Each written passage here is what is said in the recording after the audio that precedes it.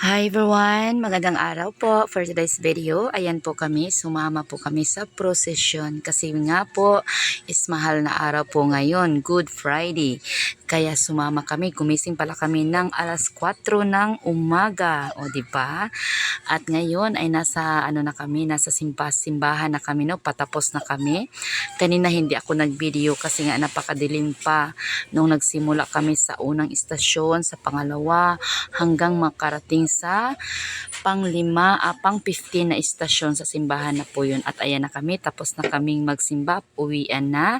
Ayan, kasama ko si Macheri, si Mads Josephine, Ate Dadang, Maymay, si Ate at si Sanimi. So kami lang po ang nakasama sa GKM4. So, madami pang iba pero kami lang talaga ang dito sa amin. O diba mga lalabs, no? So umaga na po yan. So ngayon, gagawa naman tayo mamaya-maya ng taberak at magpunta pala ako mamaya ng town para mamili ng mga lulutuin natin kasi nga di ba taberak lang ang ating kakain. At ayan na po, nakabili na tayo, no? So bali si Gmark lang ang aking kasama. Ayan, nagmotor kami kasi si Lawrence wala. Ayan, natulog pa. So kami lang ni Gmark ang namili lahat ng mga ingredients ng ating lulutuin ngayon na tabirak. Binignit in Bisaya, o di ba? Ewan ko ba tabira, ang daming pwedeng ipangalan niyan. So ayan kami, pauwi na kami niyan mga lalabs, no? Na talagang ang dami kong dala, nahihirapan ako mga lalabs. So andito na kami sa bahay, bumili tayo ng pilit, landang, sagu, syempre yan, lahat saging, mga kamuti, ubi, kamanting, tapos yun, gabi, at syempre hindi pwedeng kalimutan ang langka. May langka po yung tabirak namin kasi ang langka is yan ang magpapabango sa ating luto, di ba? At ayan yung niyog, pinakaano na namin mga lalabs, no? Kasi nagbayad lang kami, no? Ayan, so bali 8 piraso po yan pero maliliit. Ayan, ang dami naming niyog, masarap, madaming niyog mga lalabs. Tapos ayan na, nagsimula na kaming magbalat sa lahat para mahiwa na namin at para sabay-sabay nang maluto, di ba? So ganyan, tulong-tulong kami, no? Kasi kami, lang talaga, kami talaga lahat ang nagluluto ng tabirak. So sa amin talaga yan, lahat sa sobrang dami ng aming niluluto mga lalabs, no? So tulungan talaga kami magluto ng tabirak. Kasi kaming lahat ang kakain yan mga lalabs. So ayun po. So ako lang ang magtitimpla mamaya, o di ba? Syempre, no, marunong tayo, tayo sa expert tayo sa pagtimpla ng tabirak. At ayan yung balanghoy, ninidnid ko siya ba, tapos nibilog-bilog ko siya, nilagay ko siya ng food color. So ayan siya, bilog-bilogin natin para maganda ang kulay. At ayan ang kawali, sinalang na namin, tapos nilagay na namin lahat. Dapat lahat-lahat sabay-sabay nyo nang ilagay. Yung pilit na bigas, lahat, yung mga kamuti, yan yung lahat, yung sago, landang, yung yun nga, yung bigas nga. Tapos yan, sabay-sabay na talaga yan para sabay-sabay silang maluto. Yung saging, hindi pwedeng ihuli yung saging para sabay-sabay sila, o di ba? So ayan, tsaka natin lagyan ng tubig. O di ba, napakakulay na ng aming tabirak.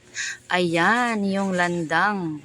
Ayan, may din kami, may nilagyan ko din yan pala ng tapioca. At itong balanghoy na binilog-bilog ko, hindi pwede yang ilagay sa niluluto kung hindi siya kumulo. Dapat pakuluin muna bago siya ilagay. At ayan ang ating langka na napakasarap. Mayan magpapabango sa ating taberak. At fast forward na tayo. Ayun na, malapit na siyang maluto. Nilagyan na namin ng timpla. Syempre, nilagyan natin ng sentral. At syempre, huwag kalimutang maglagay ng asin. Kasi pampabalansi po yan ng lasa. So ganyan po kami magluto ng tabirak. May asin po talaga para balansing-balanse siya ang sentral at asin. So, di ba? So, ganun talaga. At nilagyan ko din siya ng gatas, condensed. So, mas maganda din ilagay is yung ibap. Kasi pang creamer yun mga lalabs, no? So ako gatas na ang aking nilagay. At ayan na kami. Kumain na pala kami, no? Kasi naluto na yung isang kawali, no? Ang dami namin kumakain. Ayan, may bisita kami. Si Maring Bibi.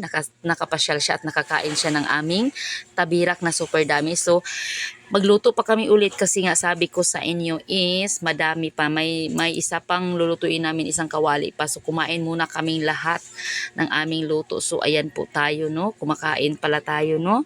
Ang sarap kasi napakabango ng tabirak pag may langka, mga lalabs. Ang bango-bango po talaga. So mamaya-maya pagkatapos namin kumain is magluluto na naman tayo ng second batch. So ayan na po, ako na po ang nagluluto ng second batch, no? Hindi siya pwedeng malakas ang apoy, dapat kunti lang yung apoy kasi masusunog siya. Napakahirap, parang ano lang siya ba, parang unti-unti lang yung apoy niya, hindi pwedeng damihan nyo kasi masunog nga yung sa ilalim. Yan po ang pangalawang batch, o diba, napakadami po talaga ng aming niluluto, mga lalabs, no? So ayan, at hindi pa namin yan nalagyan ng gata. So gata na lang po ang hindi pa nalagay niya kasi nalagyan na yan ng central at nilagyan na rin yan ng asin. Tapos lagyan ko pa din yan ng gatas. So ayan na, nilagyan na natin ng gatas at nilagay ko na din yung gata na iniwan namin, yung ang tira kanina, o diba? So ganun lang ang pagluto ng tabirak, mga lalabs. So napakasarap at nako, gusto na naman namin kumain ng tuyo kasi nga pag tabirak lang talagang isang buong araw kakainin mo, nakakaumay talaga, mga lalabs, no? Sa sobrang ano ba, tamis. Tsaka syempre sa niyog niyan, mga lalabs. So yun lamang for today's video. Bye bye. Thanks for watching.